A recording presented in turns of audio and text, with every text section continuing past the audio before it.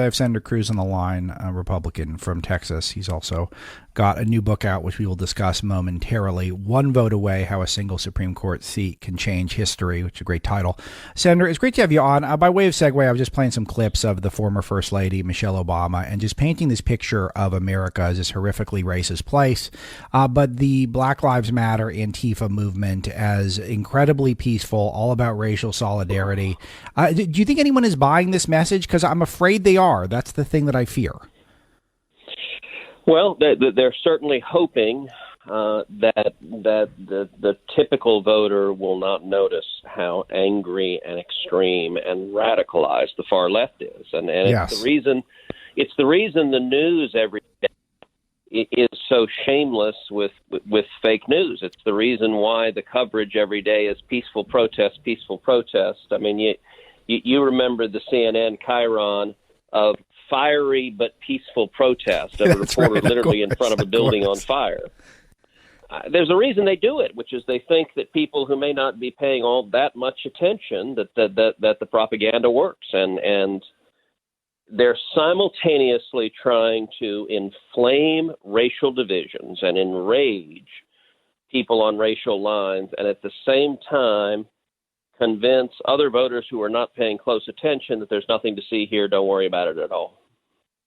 Yeah, that's exactly what they're trying to do. And one thing I'm very pleased by, which has been a big change over the last 4 years or 5 years, really, and you've been a big part of this, is getting the mainstream of the Republican Party to start warning about the radical left. This was a big objection folks like Breitbart have had with the Republican establishment over the years, is that they have not taken the wood to the left, so to speak. Now everyone does. And I think that's really terrific. It's a big development. And regardless of what happens in November, it has been reset that the Republicans are expected to warn America about the encroaching leftism. Undoubtedly. And as the left has gotten angrier and more filled with rage and really filled with hate, the defining characteristic of the left today is hatred of Donald Trump. That is the unifying thread through the Democratic side.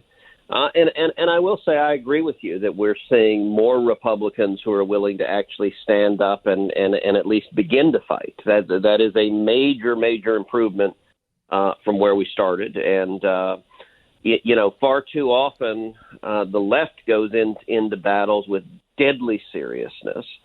And the right treats it like a croquet match out on the front lawn, and that's a bad formula for success. And how do you think that would be received by the public? Do you think the public would go along with it? Because I do feel like that's the sort of thing that would really, not to say our political debate is less than toxic at this point, Senator, but it just seems like that could set the country ablaze. You know what? If the public just elected Biden, Schumer, and Pelosi, I think the public would yawn at it. I mean, wow. Right now, how do you think violent riots in our cities and burning our cities to the ground and moving to abolish police would be received by the public? In any sane or rational world, people would say, "Are you out of your mind?" Like abolishing that's a good police point. is not a reasonable argument in the sort of spectrum of arguments. It is a radical Marxist leftist idea to destroy society, and the media engages in pure propaganda. So if they're packing the court, you got to remember CNN every day would say, well, this is a justifiable response to the appointment of Amy Barrett, and this is only reasonable and reciprocal. And of course, I mean, they would be justified if they even covered it. They'd have a combination of rationalizing and justifying and ignoring it. And, that is the stakes. I have never seen the stakes as high as they are this year on election. Wow. It's amazing because I really, I just find that argument very convincing. It was not before you made it. I don't know if I was on the fence, but that is very, very scary stuff. Again, Senator Ted Cruz, are you concerned? How concerned are you about election integrity? And this is something we're spending a lot of time on the show. And I'm talking about two things in particular: vote by mail, or as we call it, cheat by mail at Breitbart, and also another issue where you're pretty sharp on, though it seems like there's very little that's actually gets done about this, which is tech censorship in the way the the Silicon Valley tech giants could be manipulating their functionality and their platforms in order to turn out the vote for certain people and not others, suppress information and not other information.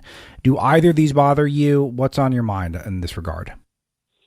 I'm very worried about both. Both are happening, and both are getting much, much worse. On the voter fraud side, voter fraud is a serious problem. Voting by mail is more susceptible to voter fraud.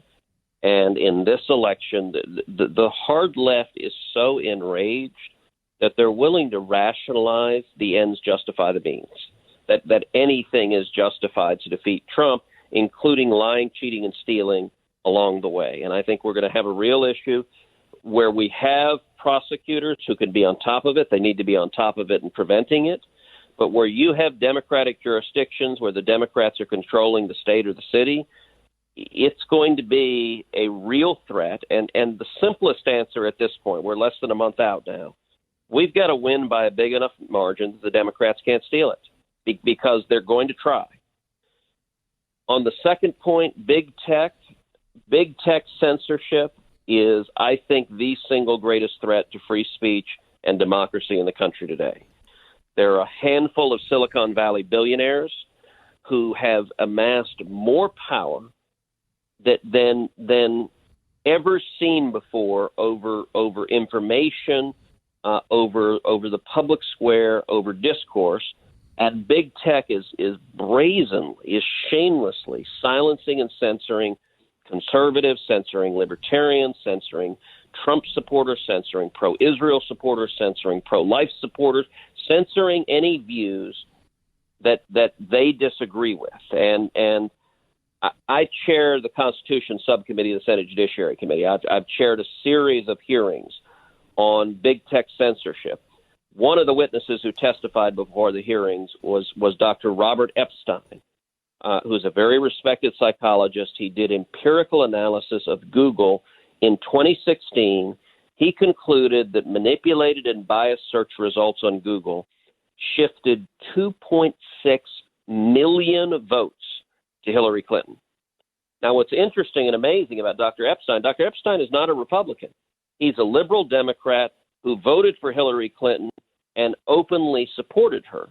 But he nonetheless was outraged that a giant Silicon Valley company was putting their finger on the scale and actively manipulating the election outcome. He also predicted in 2020, if they continue and accelerate what they're doing, they could shift 10 to 15 million votes to Joe Biden. That's what we're facing, and they are leaning in with all of their might. Silicon Valley is mad that Trump was elected, and so, yes, they are silencing us right now, and that means we need to work harder. At this point, we're less than a month out from the election, so a 3-year study project ain't going to do it. That's right. We've got to mobilize and communicate despite their power and lies and manipulations, and then we need the seriousness of purpose within the administration to bring enforcement actions and prosecution actions, which I have been urging the president and the attorney general and the administration to do for 4 years. Senator Ted Cruz, thank you for being on Breitbart News Daily, sir. Really appreciate it.